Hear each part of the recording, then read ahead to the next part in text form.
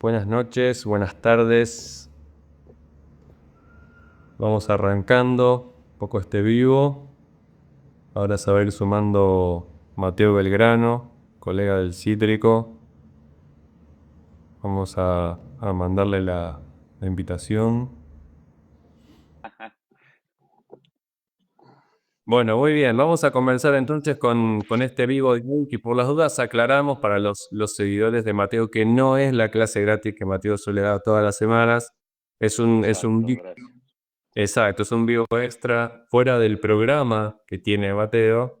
Y quería yo invitarlo acá al canal para poder conversar algunas cosas, ya que Mateo, para quienes no lo conocen, es licenciado y doctor en filosofía, es también magíster, ¿no?, en historia del arte, experto en curaduría también, ¿no? Ha tenido un recorrido interesante en lo que es la cuestión más artística y además pensando a través de la filosofía cuestiones que tienen que ver con el arte.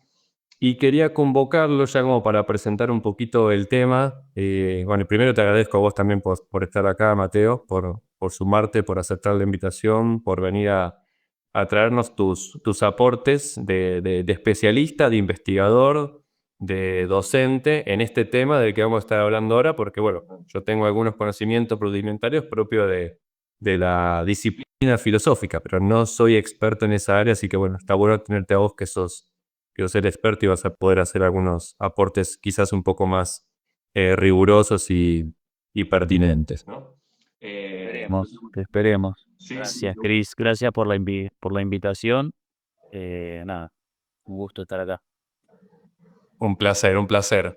Bueno, como para presentar el tema, un poco, ahí dejé un comentario fijado, que es sobre la superioridad o la supuesta superioridad estética del liberalismo. Yo creo que a nivel general, muchos de los que te siguen a vos y de los que me siguen a mí, conocen y saben quién es el presidente de Argentina, Javier Milei, saben también cuáles son las ideas que él representa, ¿no? Que es básicamente, lo podríamos rotular de muchas formas, pero de modo más genérico, él se dice un defensor de las ideas de la libertad, encarnado en los modelos o en las ideas filosóficas políticas del liberalismo, bajo el modelo económico de mercado del libre mercado, que también solemos llamar nosotros capitalismo. Específicamente el capitalismo norteamericano, no tanto el capitalismo europeo, que está más bien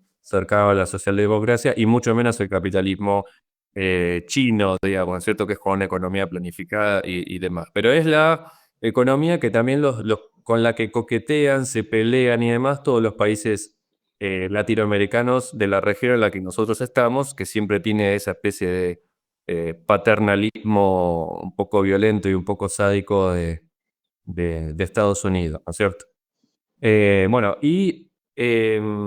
Como ya conocen a Milei, parte del problema que yo quería convocar tiene como tres aristas, y esas tres aristas son las que muchas veces en entrevistas, en charlas TED y demás, y en comentarios en redes sociales, siempre dice Javier Milei, que es esta idea de que el capitalismo liberal es superior específicamente, ¿no es cierto?, a cualquier otro modelo social, principalmente el socialismo y el comunismo. Es superior en términos de productividad, pero también superior moralmente y sobre todo estéticamente. Este tercer punto es el que nosotros vamos a conversar un poco hoy, y vamos a hablar acerca de esa especie de estética o superioridad estética de lo que es el liberalismo en general, en su faceta más económica, que sería la parte más del capitalismo. Y por eso, antes de darle la palabra a Mateo y que nos pueda él también ir haciendo algunos aportes al respecto, queríamos enmarcar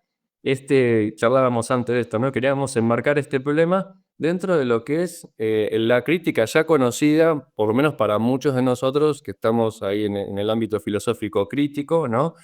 propio crítico de la Escuela de Frankfurt, con Adorno y Horkheimer ahí en la cabeza con su famosa crítica a lo que es la industria cultural y los efectos que tiene sobre el arte, ¿no? Y la producción de lo bello, etcétera, esa propia matriz de la industria cultural, ¿no es cierto? Entonces, la primera cuestión, ¿no? La supuesta superioridad estética del liberalismo a la que alude Javier Milei está en ese marco, en el marco de la industria cultural, una industria cultural que apuntó a una cultura de masas, ¿no? Y lo que hizo fue masificar la cultura, haciéndola llegar a grandes grupos de personas que no formaban parte, digamos, de la élite, sino que podríamos decir casi de alguna manera, sencillamente a lo que se conoce como el proletariado, ¿no? O a los propios trabajadores, ¿no? Específicamente en Estados Unidos. Pero que también algo interesante es que no hay que, para mí, algo interesante a remarcar es que no hay que confundir la masificación de ciertas formas de cultura, más excelsas, menos excelsas, más desarrolladas o más mediocres o como queramos decirlo. No hay que confundir la masificación con la democratización. La democratización es otra cosa totalmente diferente a lo que es la masificación, ¿no? Y la masificación es lo que termina siendo lo que es la industria cultural, ¿no? Una industria cultural que propone una transformación de las obras de arte en los objetos, ¿no? O sea, transformar la obra de arte en objetos al servicio de la producción, ¿sí? Como mera fuente de gratificación para ser consumida, nada más que eso. O sea, no es una fuente de inspiración, no es una fuente de crítica, no es una fuente de reflexión, no es una fuente que ayude a pensar sobre el sentido o el destino personal, pero también en común o comunitario o social o nacional incluso también, ¿no? Sino que apunta a eso, ¿no? A hacer una mera mercancía. Hay un proceso de fetichización, podríamos decir también, ¿cierto? Eso es lo que haría como la industria cultural, ¿no? En la que la obra de arte deviene objeto, un objeto principalmente mercancía, creado bajo patrones de estandarización, ¿no? Y quiero cerrar mi primer aporte inicial de este primer bloque para darle la palabra a Mateo, diciendo lo siguiente en palabras de Adorno y Horkheimer en Dialéctica de la Ilustración, en ese famoso capítulo que habla acerca de la industria cultural, ¿ah? Que dice que en la industria cultural hay una común, ¿no? Dicen Adorno y Horkheimer, hay una común determinación de los poderosos ejecutivos de no producir o permitir nada que no se asemeje a sus gráficas, a su concepto de consumidores, porque también tienen una cosmovisión antropológica muy particular, el Homo consumens, ¿no? Y para eso se construye un ser humano consumidor de sus actividades consumistas, y sobre todo dice que se parezca a ellos mismos, es decir, que siga los mismos patrones. El objetivo es lograr éxitos de ventas, repitiendo patrones una y otra vez y variándolos mínimamente. Eso se ve mucho en los géneros musicales actualmente. Bueno, eso es el primer aporte para romper el hielo, presentación inicial del problema. Bueno, no sé qué aportes quieras hacer vos también o qué algunas otras cosas quieras sumar respecto de la industria cultural, respecto de esto y también algunos otros conceptos más que quieras traer a colación, Leo. No, Cris, me parece súper interesante todo esto que estás diciendo. Se me viene a la cabeza naturalmente y está claramente conectado con todo lo que estás contando vos, que es Walter Benjamin y el concepto de la estetización de la política, ¿no? Que sería como la contracara de todo lo que estás diciendo, porque Benjamin por ahí no lo piensa como Adorno y Horkheimer desde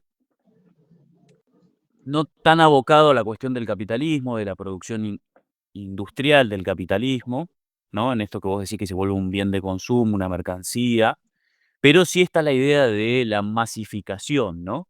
Eh, entonces está pensando cómo el cine y la fotografía reconfiguran el arte en la década del 20, 30, 40, em,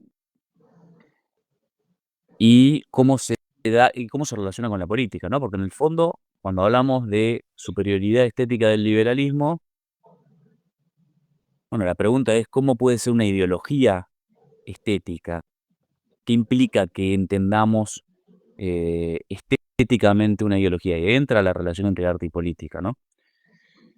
Y la estetización de la política distingue entre, y vuelvo a lo que vos distinguías, entre masificación y la otra palabra que usaste, no me acuerdo. ¿Cómo?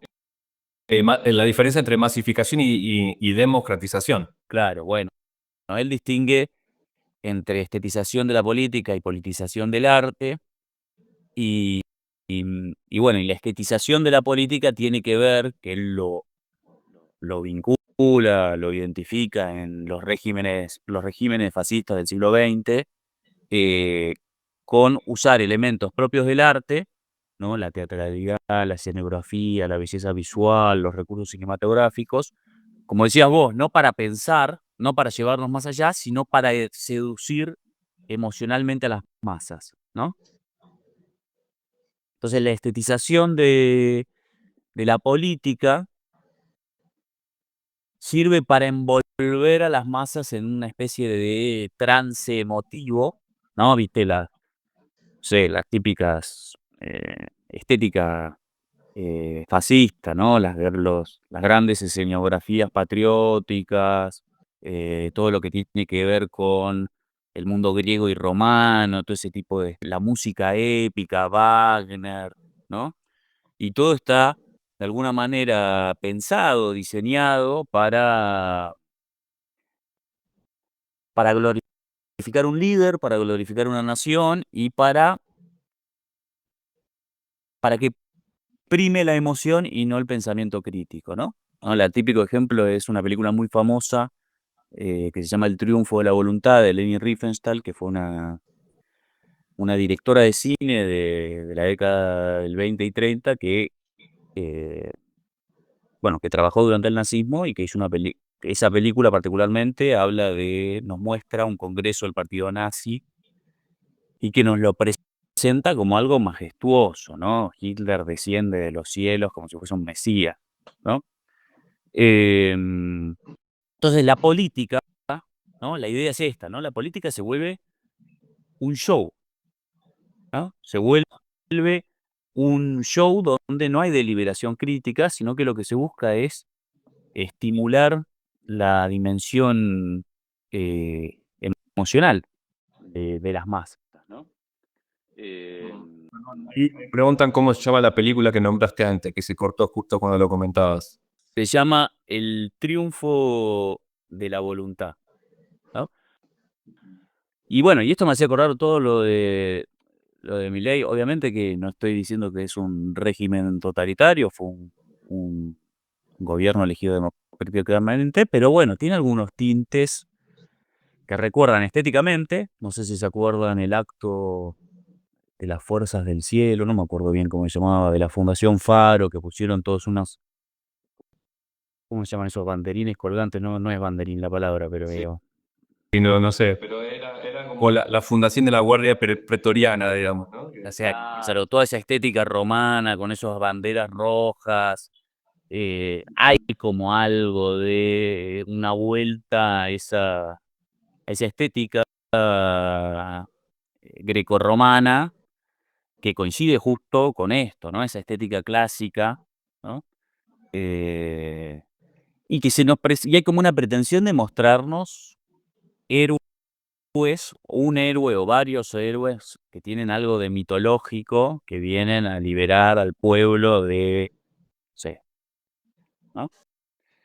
De los parásitos del Estado, no sé, todo eso que dicen, ¿no? Entonces, para mí ahí hay una forma de tratar de construir hegemonía de lo estético, desde la forma, no desde lo racional, no desde lo discursivo, sino desde lo estético, ¿no? Generar, eh, no sé, una filiación emocional a través de lo gestual, de los símbolos, de lo estético, de la imagen, ¿no? Sí, esta idea eso habla Adorno y Horkheimer también, ¿no? En la literatura, la ilustración, de la apelación a las emociones fáciles. Tal cual, es eso, ¿no? O en eso está pensando cuando habla de la estetización de la política, ¿no? Me acordaba también ahora recién que es muy curioso, ¿no? el año pasado Milei da una charla de economía en el Luna Park y después hace un show, canta, ¿no? Entonces, es como que lo dis lo discursivo, lo técnico, se transforma en un espectáculo, ¿no? Y él es un líder que performea, grita, canta, se disfraza, ¿no? Y eso es, nada, es interesante desde lo formal, ¿no? De qué está pasando ahí y cómo se comunica políticamente. Ujú. Sí, la cuestión del postureo también, ¿no es cierto? Que se dice muchas veces, sí. Hacer postura, bueno, hacer performance, como vos decías, también, apelando un poco a eso, ¿no? Y yo creo que también incluso estéticamente, desde la parte estética, apelando a una suerte de revanchismo de muchos sectores, de un sector bastante amplio de la sociedad, ¿no es cierto? Pero yo creo que el sustrato que está detrás del éxito mediático, eh, marketinero y televisivo que ha tenido, y en las redes sociales también, ¿no? Que ha tenido Milei, tiene que ver con esta idea de la apelación a la superioridad, ¿no? Que parte de la superioridad productiva, que es una cosa que ni siquiera el propio Marx se atrevió a negar, y de hecho, en cierto sentido, elogió el propio Marx en el mismo manifiesto comunista las capacidades de transformación productiva del propio capitalismo, diciendo, bueno, hay que aprovechar esto, pero para otros objetivos, ¿cierto? Entonces, bueno, parte de eso que yo podríamos decir es una constatación, el éxito productivo, que no quiere decir que esa productividad genere una riqueza que esté distribuida de manera justa, ¿no? Obviamente, normalmente siempre conduce a una concentración de la riqueza que se produce a través de esa maximización de la productividad. Este, pero bueno, también ya que es otra cosa más cuestionable, eso debería redundar o debería llevar a una superioridad moral, dice Javier Milei, ¿no? En el sentido, superioridad moral en el sentido de que bajo el capitalismo se producen cada vez mejores bienes a un mejor precio y por lo tanto se sirve mejor al prójimo en ese sentido, siempre motorizado, como dice el liberalismo clásico, ¿no? Siempre motorizado por una especie de objetivos de beneficio egoístas, narcisistas y hasta viciosos, que por una especie de alquimia y prestidigitación un poco misteriosa redundaría en un bien mayor, en un bien general, en un bien social, ¿no es cierto? En un beneficio para un tercero, ¿no? Es una cosa extraña esa que nunca me termina de cuajar, digamos, ¿no? Y ni siquiera está demostrado en los propios hechos porque ese idilio liberal de ausencia completa de Estado y un libre mercado absoluto, en el cual todos operan libre y voluntariamente, nunca ha sido puesto en práctica porque además es impracticable, ¿no? Propio capitalismo genera, el propio mercado, digamos, ¿no? Genera sus propias fuerzas económicas, bueno, que entran en conflicto o a veces se unen a las propias fuerzas de la política de Estado, ¿no es cierto? Entonces, bueno, no hay verdadera libertad como ausencia de coerciones en un libre mercado también, ¿no? Pero bueno, estamos para hablar de la parte estética acá, ¿no? Todo esto conduciría a que dice que también, además, en última instancia, todo esto se traduce en una superioridad estética que se vería, por ejemplo, en los grandes edificios de Nueva York, en los hermosos autos que fabrican las automotrices europeas, bueno, en fin, que todo el mundo, en última instancia, le está diciendo, todo el mundo quiere la mercancía porque le atrae visualmente, porque le atrae estéticamente, quiere la mercancía de Europa y no quiere la mercancía de este, de otras formas sociales, principalmente la forma social más bien socialista o comunista también, que no son exactamente lo mismo, ¿no? Entonces ahí hay una cuestión de la preferencia, ¿sí? Hay una cuestión de la preferencia. El tema es en qué contexto se prefiere una determinada mercancía o una obra de arte, ya bajo el molde de la industria cultural, vuelta a mercancía, ¿no? Y ahí otra vez viene Adorno y Horkheimer, para mí, me parece, ¿no? En una sociedad en el que supuestamente el progreso tecnológico iba a ahorrar trabajo, y no sucedió eso, sino que incluso sucedió todo lo contrario, sino que se trabaja cada vez más, en una sociedad en la que incluso a través de la maximización de la productividad se iba a producir mayor riqueza y por lo tanto mayor prosperidad para el resto de la sociedad, y eso tampoco sucedió, ¿no? Y hay que trabajar cada vez más. Lo único que te quedan son pequeños momentos de ocio, momentos de recreación, momentos de entretenimiento que sirven para la distracción, ¿no? ¿Y qué dicen Adorno y Horkheimer al respecto de esto, ¿no? Una pequeña frase, ¿no? Primero, el objetivo principal de la industria cultural siempre fue, por lo menos para ellos, y yo comparto en gran medida esta aplicación, es generar dependencia y servidumbre de las personas hacia un modelo de producción en donde, dice, el entretenimiento es la prolongación del trabajo bajo el capitalismo tardío. Lo que digamos, el tipo de sociedad que engendran es una sociedad en la cual cuando uno no está produciendo, cuando uno no está trabajando, lo único que quiere es enajenarse, distraerse, evadirse de la realidad. Y ahí viene toda esa obra de arte transformada en mercancía, ¿no? Y al mismo tiempo, de alguna forma, eh, bueno, haciendo que se pierda lo que Walter Benjamin, y acá introduzco el otro concepto que quería introducir, lo que Walter Benjamin llamaba el aura, ¿no es cierto? El aura de la propia obra de arte, ¿no? El aura en concreto en Benjamin, el aura de la obra de arte es más bien propio de momentos precapitalistas, podríamos decir, ¿no? De épocas anteriores, en el que el aura vendría como a manifestar, dice, ¿no? Lo irrepetible de una lejanía, ¿no? Por más cercana que pueda estar, decía, ¿no? Es lo único. El aura es la manifestación de algo particular que no se puede reproducir hasta el infinito como lo hace la era de la reproductibilidad técnica bajo la industria cultural, ¿no es cierto? Haciendo que cuando vos te presentan, ¿no? Te van saturando justamente de mercancías, de experiencias estéticas, de experiencias de consumo y demás, lo que termina pasando es eso, ¿no? Que se deshace, se vacía, incluso hasta se banaliza lo propio del arte, que debería llevarnos, podríamos decir incluso casi en términos kantianos, a la experiencia de lo sublime, ¿no? Aquello que no podemos terminar de atrapar, ¿no es cierto? Hay algo que se escapa y que nos pone como en perspectiva y nos da un poco de vértigo también, ¿no? Hay algo grande, hay algo de lo genial ahí, ¿no? Hay algo de lo que nadie más puede hacer también, ¿cierto? Entonces lo que hace es, de alguna manera, es que se pierda la obra de arte, ¿no? Que se pierda el aura, que se pierda eso único que tiene la propia obra de arte, ¿no? No sé vos qué pensás de todo esto, Mateo. Pienso muchas cosas. Lo del aura es interesante. Es interesante para pensar todo esto. Bueno, varias cosas.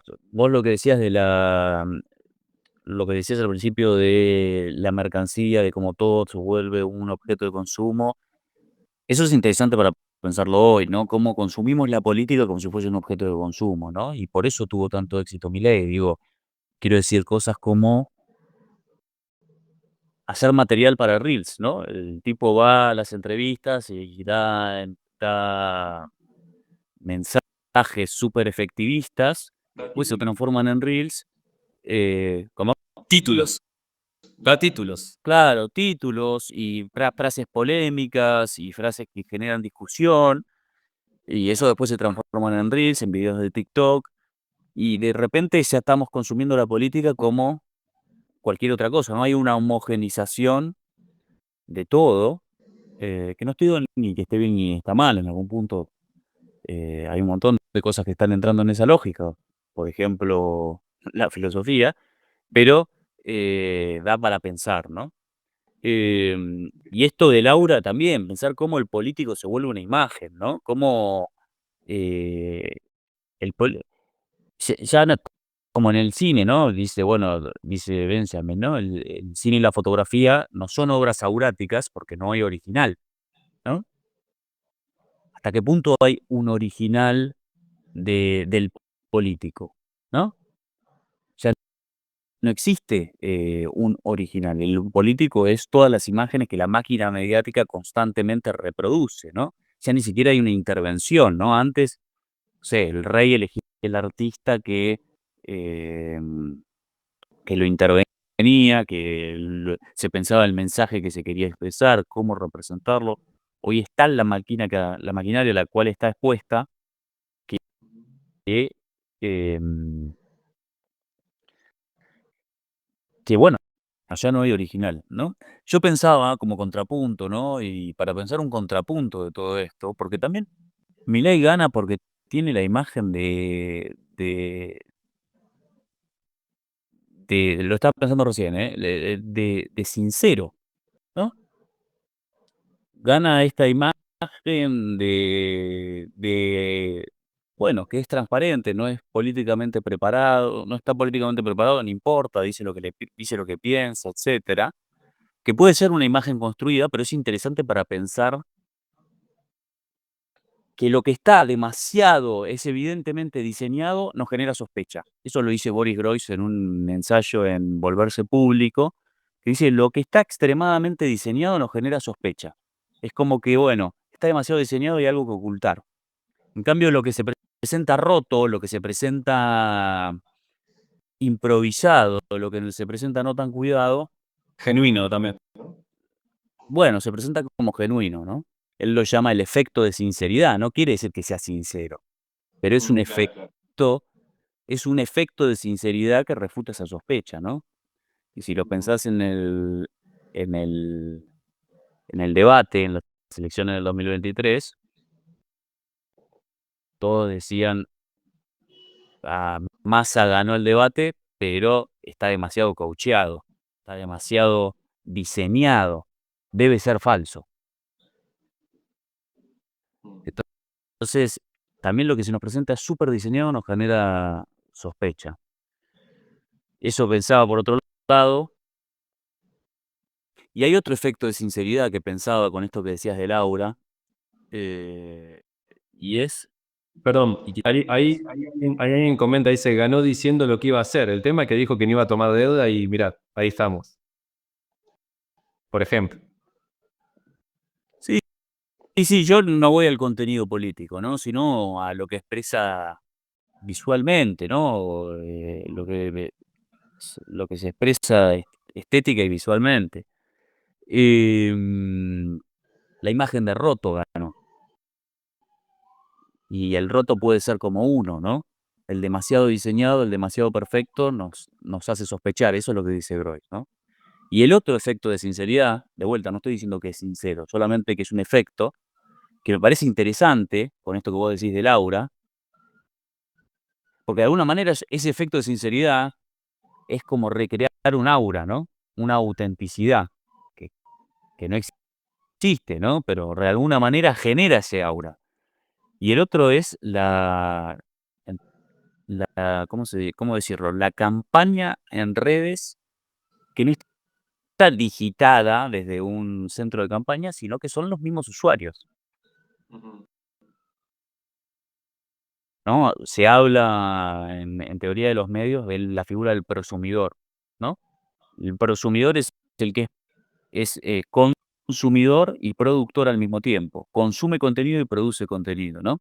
Entonces yo voy a Starbucks, me pido un café, saco una foto de Starbucks y le estoy haciendo la publicidad gratis a Starbucks. No es que Starbucks. O consumo la selfie de los demás, pero yo también subo mi selfie.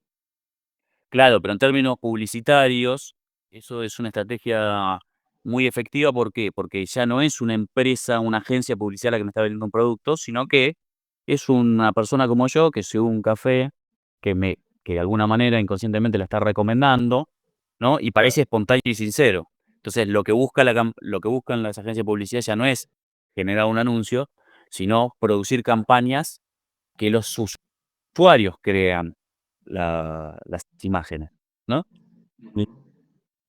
Em, y eso es un poco lo que pasa con Milei, ¿no? Vieron que Milei sube imágenes hechas con inteligencia artificial, sube memes, sube el contenido, y eso crea un efecto de sinceridad, ¿no? Porque porque parece menos diseñado, menos coacheado, porque hay gente que espontáneamente crea su contenido, ¿no? Me parece interesante como para pensar la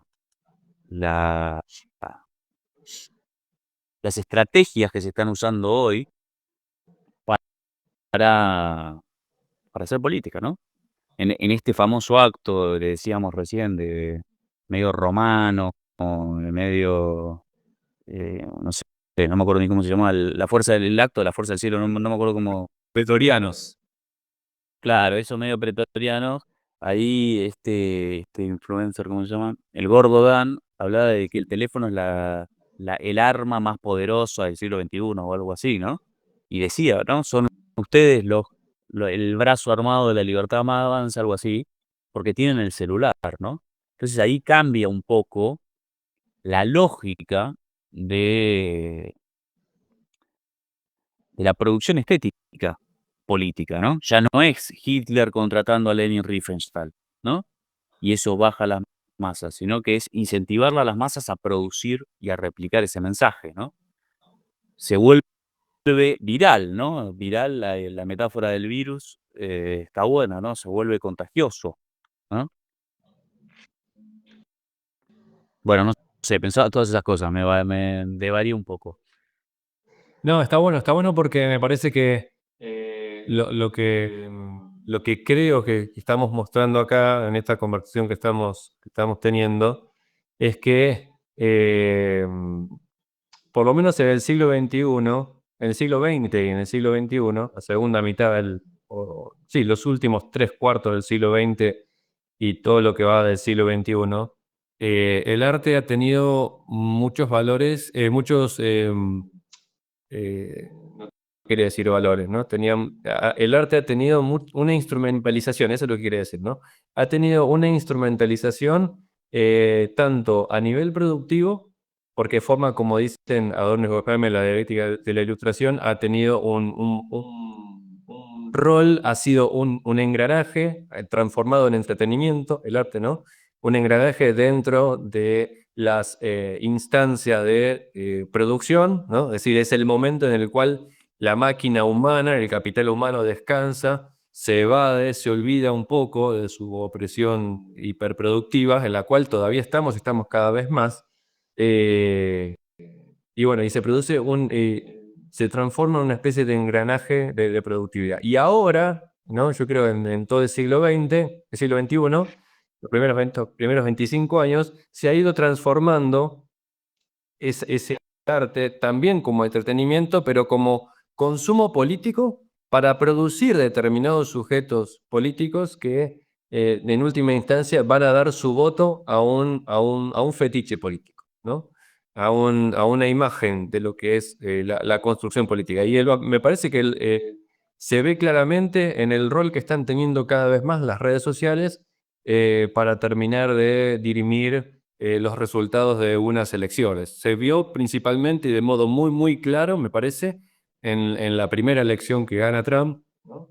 Donde él también, digamos, desarrolla una performance de un personaje que llama la atención, que incluso hasta despierta cierto morbo, o sea, ni siquiera precisamente despierta que es lo mismo que pasa con Milei, ¿no? Las sensaciones quizás más bondadosas del ser humano, sino que despierta morbo, despierta revancha, despierta odio, despierta incluso hasta, yo diría, xenofobia, racismo, supremacismo también, ¿no? Yo creo que el arte transformado en mercancía de consumo se transformó en eso, ¿no? En engranajes de productividad y en instrumentos o tecnologías de producción subjetiva para el consumo de esa política o de esa tarima, ¿no? De ese escenario político en el que todos van a ir a hacer su parodia, podríamos decir. Y ahora, ya que introduzco el término parodia, me gustaría también que nos cuentes un poco qué es esto de la estética kitsch, que me parece que tiene que ver con lo paródico, incluso con la imagen que utilizábamos para el flyer que promocionaba este vivo, que es ahí Ben Stiller en la famosa película Zoolander, haciendo su mirada magnum, ¿no? que tiene esas características y me parece que está vinculado con lo kitsch, ¿no? ¿Y por qué vos cuando nosotros comentábamos y hablábamos en privado decías que también se puede vincular, ¿no? La propia estética política, incluso la estética de la mercancía que genera el propio capitalismo y las mercancías de series, la mercancía de cine, pero también la mercancía de música, la mercancía de los objetos cotidianos que utilizamos, que también se embellecen de alguna manera siguiendo ciertos patrones que favorecen la obtención de beneficios, maximizan las ventas, etcétera, y no nos lleva a nada más que a una vida de consumo y no propone ninguna otra cosa. Bueno, ¿por qué también se vincula con la estética kitsch, digamos? Antes de pasar a eso, me hacías acordar con esto que decías del flyer, que eso nos da la pauta de, nos guste o no, nos parezca estético o no, pero de lo cuidado está la estética de Milei, ¿no? Lo consciente que está de eso, ¿no? Siempre sale igual en las fotos, ¿no? Todo esto de la papada, o sea, de tapar la papada. Nos puede parecer ridículo, ¿no? Nos puede parecer estético, ¿no? Pero hay un cuidado, y no sé si se dieron cuenta, pero todas las entrevistas que se hacen en Casa Rosada se filman desde arriba, ¿no? Es un ángulo rarísimo, no es un ángulo normal, no es, y eso es justamente para bueno, para proyectar una determinada imagen. Hay un cuidado muy importante de la imagen. Lo de lo quiche es, está bueno para pensarlo. eh, Tiene mucho que ver con todo lo que veníamos diciendo al principio, ¿no? Con esto de una imagen que busca suscitar emociones más que reflexión, ¿no? El término Kitsch, para contar un poco la historia, es una palabra alemana que se suele asociar con el mal gusto, con algo medio berreta, con algo demasiado cursi, ¿no? En realidad tiene su origen, bueno, se discute un poco el origen. Una teoría es que viene eh, eh, del alemán, que los alemanes le llamaban quiche a los bosquejos que le vendían a los turistas yanquis, ¿no? No se llevaban el cuadro, sino que se llevaban el bosquejo, entonces por eso tenía una menos valor, y se lo relaciona con eso, ¿no? Pero en la filosofía del arte o en la crítica cultural se lo vincula con una forma de relacionarse con algo estético, bello, sin pensamiento, sin conflicto, sin ambigüedad, ¿no? Y tiene algo de no reconocerse como mal gusto, sino que se piensa como buen gusto, ¿no? Por supuesto que si nos ponemos en el lugar de señalar que algo es kitsch, nos ponemos en un lugar de superioridad, pero más allá de Elitista, eso, podríamos decir, ¿no? Algunos. podríamos decir, pero más allá de esa connotación de mal gusto, me interesa la otra, ¿no? Este arte es fácil, sentimental, complaciente, que copia fórmulas, ¿no? Hay un autor que se llama Martín Plot, que habla justamente hace como 10 años es este libro, o 15, ya no me acuerdo, que se llama El Kitsch político, ¿no? Justamente habla de esto, ¿no? Cómo el político cae en fórmulas ya conocidas, sentimentales, para transmitir su mensaje, ¿no? Y hay un texto clásico que me hacía acordar lo que vos decías al principio, Chris, que es de Clement Greenberg, que es un crítico estadounidense, texto clásico, viejísimo, de 1939, bueno, la época de Benjamin, que se llama Vanguardia y Kitsch. Y bueno, y ahí compara la vanguardia, que es difícil, es críptica, es crítica, que busca hacernos pensar, que busca, ¿no?, proponer nuevas perspectivas, y lo enfrenta al kitsch, ¿no? Que es, como decíamos recién, ¿no? Un arte fácil, digerible, ¿no? Que, Casi como una caricatura también, ¿no? como una caricatura o un arte, sí, sin profundidad, ¿no? Simula profundidad, pero es pura superficie, ¿no? Y ahí también Greenberg habla eh, del uso político del kitsch, ¿no? Eh, mm, Ahí Ivo dice, Milán Kundera habla de eso en La insoportable levedad del ser. Kundera tiene una definición un poco más explícita que la de Greenberg, que dice: el quiche es la negación absoluta de la mierda. O sea, borra todo lo feo, lo sucio, lo contradictorio, lo conflictivo, lo ambiguo, y nos presenta una imagen edulcorada, limpia, eh, sin conflicto, ¿no? Todo tiene que ser bello, puro, Como una foto que alguien sube a la historia o al feed sobresaturada de un filtro que te quita todo tipo de arrugas y visos de vejez o de lo que sea, ¿no? totalmente. Hoy, la versión contemporánea de todo esto que estamos diciendo lo dice Byung-Chul Han cuando habla de la estética de lo pulido, ¿no? Como un mundo feliz, dice acá First Soul Rebel. Totalmente, ¿no? Y bueno, y lo que dice Greenberg, lo que agrega a la política, es que en el contexto político, él está pensando en los regímenes totalitarios, está pensando en el nazismo, está pensando en el fascismo, eh, mm, sirve para anestesiar, ¿no? Sirve para anestesiar a las masas, ¿no? Y Un nuevo opio. es un nuevo opio, diríamos, ¿no? Es una estética que te parece profunda, pero es puro decorado, ¿no? Puro símbolo vacío que busca estimular a las masas, ¿no? Que busca un efecto estético, ¿no? O sea, un efecto, digamos, banda del básico, simple, rayano, digamos, ¿no? Quiche, exactamente. Kitsch, ¿no? El, el, el kitsch político es, perdón, el kitsch estético, bueno, y también político, es justamente un arte que nos anestesia, ¿no? ¿No? Eh, Adorno, vos hablabas de Adorno, lo llama arte burgués, ¿no? Que nos presenta una versión fácil, digerible, justificatoria de lo real. Y frente al kitsch político necesitamos un arte que moleste, que incomode, que piense, que nos muestre, bueno, que la realidad no es tan linda, tan edulcorada.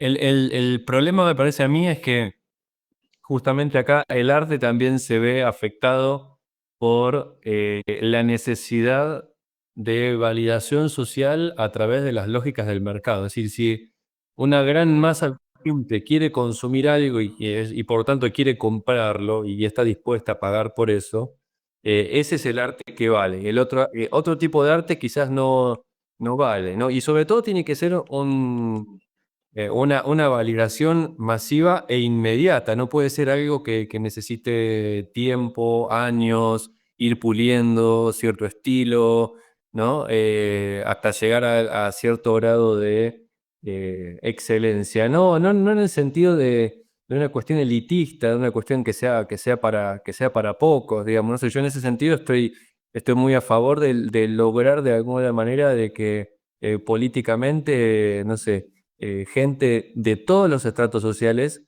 puedan ir al Colón, qué sé yo, y escuchar una filarmónica o una sinfonía o ver una pieza de ballet o lo que sea, ¿no? Algo que requiera, algo que no pueda hacer cualquiera, algo que tenga verdadera aura, digamos, también, ¿no? Justamente para, qué sé yo, para aspirar a otra cosa, ¿no? A tener otro tipo de pretensiones que también nos hagan más exigentes con la política que decidimos llevar adelante, con los políticos que votamos, pero también con los productos que compramos, porque, a ver, en algún punto, esta, esta estética, ¿no? De las masas, pero no por desmerecer a las masas, sino que es una estética de las masas porque busca llegar al, al público, o al mayor público posible, digamos, con la propuesta más simple posible, digamos. Es como que si yo te dijera, siempre te proponen escuchar, que por tus oídos pase el arroz con leche, digamos, y nunca pase ninguna otra cosa que sea un poco más exigente, en la que vos tengas que identificar ciertos sonidos, que te haga también más pretencioso en el buen sentido, que te haga más exigente en el buen sentido, incluso más exigente como consumidor, ¿no? Porque, por ejemplo, no sé, digo, uno puede decir, ¿por qué digamos, si yo sé que está la posibilidad técnica de construir un celular que funcione al 100% durante 15 años, ¿por qué tengo que pagar fortuna por un celular sabiendo que están las posibilidades técnicas para hacer otra cosa, pero compro un producto que yo sé que está hecho para que empiece a funcionar mal a los 2 años, a los 3 años, ¿no? Que es la famosa obsolescencia programada. Es decir, yo creo que un arte diferente, un arte que impulse a que nosotros cultivemos otro tipo de exigencia, que reclamemos, aunque nosotros mismos no seamos capaces de, pero sí que podamos reclamar un grado de expertise diferente, digamos, mayor, de aquel que está creando arte, digamos, ¿no? No sé, y creo que nos va a volver más, no, nos va a volver mejores en casi todos los ámbitos de la vida y más críticos también de la política, de lo que se hace. Bueno, no sé, me parece que va un poco por ahí la propuesta, porque algo también charlábamos antes de lanzar el vivo, es que nuestra propuesta, por lo menos creo que en eso estamos los dos de acuerdo, nuestra propuesta no es proponer una estética, un arte que sea elitista, es decir, para unos pocos que además tienen la posibilidad económica y el capital cultural, social para acceder a eso y beneficia a unos pocos, como siempre pasa, en detrimento de muchos. No, o sea, la idea es subir la vara masivamente, podríamos decir, ¿no? O que un mayor público tenga otro grado de exigencia, otro grado de cultura también, de pretensiones, no sé, digo, puede sonar elitista, puede sonar de esa manera, pero me parece que no vamos a hacer una sociedad mejor, no vamos a hacer un mundo mejor si no buscamos mejorar en nuestras pretensiones, en nuestras exigencias, en el tipo de música que escuchamos, en el tipo de pintura que miramos, en el tipo de literatura que leemos, en el tipo de cine que experimentamos. Y lo mismo pasa con, bueno, con la política y con cómo hacemos las cosas, digamos, no hacer las cosas a la maldita sea y como salga, ¿no? Sino hacer las cosas de la mejor manera posible, o sea, pretender algo más. Y creo que el arte puede vehiculizar eso, como puede vehiculizar y se está instrumentalizando para vehiculizar a una cosa un poco más mediocre, ¿no? Porque es más fácil manipular a las masas si las masas son mediocres, ¿no? Y cierro con esto.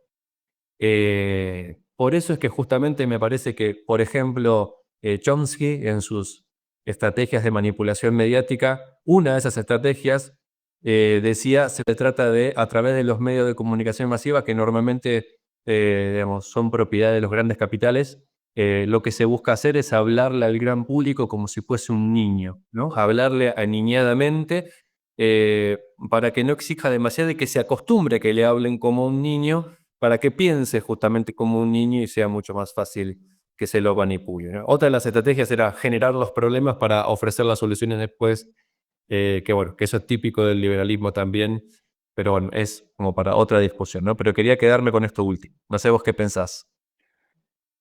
Y me quedo pensando en todo lo que decís, yo creo como vos que hay una, pues, no sabía bien cómo decirlo, con esto de las estéticas de masas, hay una masificación y una homogenización de los productos culturales, se vuelvan fácilmente digeribles, alimentados por el algoritmo, ¿no? Hoy es muy fácil medir qué funciona, qué no funciona, entonces las fórmulas de lo que funciona son cada vez más precisas, y por eso entramos a Netflix y es todo lo mismo, es todo La Casa de Papel con distintos personajes, distintos colores, pero son siempre las mismas historias.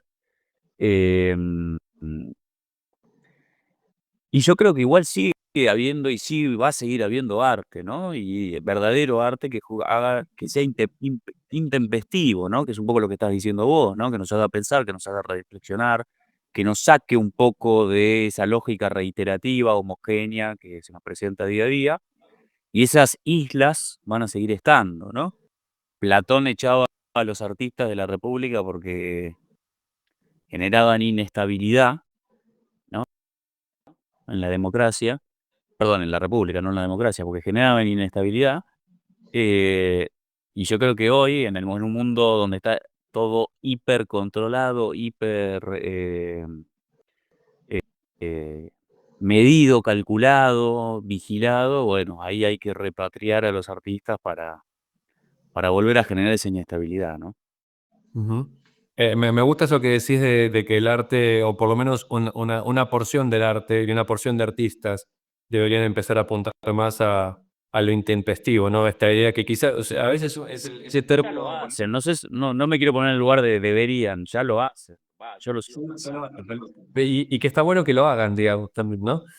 Y quizás nos corresponde a todos los que estamos acá u otros también que quieran más o menos algo parecido en la línea de lo que venimos planteando, nos correspondería a nosotros también hacerlo visible, hacerlo circular, subirlo, colgarlo a las redes, ¿no? Para que también se lo haga conocido. Pero quería resaltar esto, ¿no? El significado de lo intempestivo, ¿no? Y de hecho creo que la pista nos lo da Nietzsche, ¿no? En sus famosas consideraciones intempestivas. Es decir, un conjunto de pensamiento, o en este caso de producción artística, que no responde necesariamente a las lógicas o las aspiraciones de la propia época. Es decir, una propuesta intempestiva es una propuesta que no responde al tiempo en el que se está proponiendo, ¿no? Es algo que no responde a los mismos estándares, sino que busca algo nuevo, busca algo disruptivo, busca algo que no es propio de este tiempo para engendrar un tiempo nuevo, podríamos decir, ¿no? Casi, lo digo, casi poseído por el espíritu nietzscheano. Bueno, Bueno, no sé cómo queréis cerrar este vivo, ya estamos casi en la hora. no, agradecerte, Cris, gracias por el espacio. Nada, nos conocimos a raíz de esto no lo sabe la gente que nos escucha, pero nos conocimos a raíz de las redes y nos propusimos hacer algo juntos y por eso nos conocimos, así que un gusto y bueno, y que siga la colaboración. Solo déjame meter un chivo.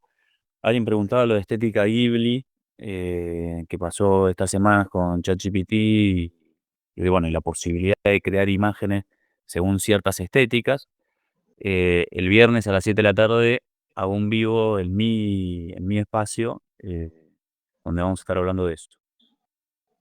Bueno, así que súmense porque está bueno porque sí, yo creo que también creo que vas a hablar de la algoritmización del arte, ¿no? En algún punto. De la creatividad, pero sí.